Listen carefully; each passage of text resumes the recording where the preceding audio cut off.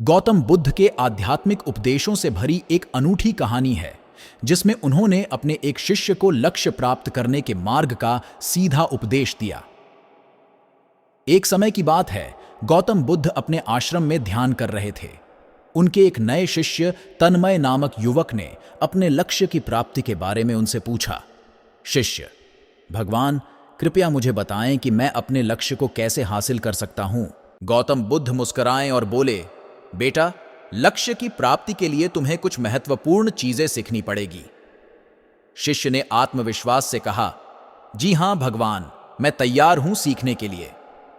गौतम ने शिष्य से कहा, पहले तुम्हें आत्मा को समझना होगा। अपने आत्मा की गहराइयों में जाकर उससे मिलो और जानो कि तुम कौन हो। शिष्य ने आत्मा की अद्वितीयता को समझा और ध्यान में रहकर अपने आत्मा को अनुभव किया। उसने बताया, भगवान, मैंने अपनी आत्मा को महसूस किया है। यह अत्यंत शांत और प्रेमपूर्ण है। गौतम बुद्ध बोले, बहुत अच्छे, अब तुम्हें दूसरों की सहायता करनी होगी।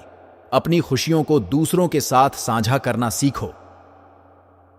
शिष्य ने समाज सेवा में लगकर देखा कि जब वह दूसरों की मदद करता है तो उसका खुद का आत्मसंतुष्टि में वृद्धि होती है। गौतम ने कहा, तुम्हें अपने कर्मों में आसक्ति नहीं रखनी चाहिए। अपने कर्मों को निष्काम भाव से करो, फल की चिंता मत करो। शिष्य ने आसक्ति से मुक्त होकर कर्मयोग का आध्यात्मिक तात्पर्य समझा। उसने अपने कर्मों में सततता से लगन दिखाई और फल की परवाह किए बिना मेहनत जारी रखी। गौतम बुद्ध मुस्कुराए और बोले, बहुत बढ़िया, तुमने सीख लिया है कि लक्ष्य प्राप्ति के लिए तुम्हें आत्मा की सही समझ, सेवा भाव और निष्काम कर्म की आवश्यकता है। इस कहानी से हमें यह सीखने को मिलता है कि अपने लक्ष्य की प्राप्ति के लिए हमें सही मार्गदर्शन, आत्मा का अध्ययन, सेवा भाव और निष्काम कर्म की महत्वपूर्णता का सामर्थ्य चाहिए।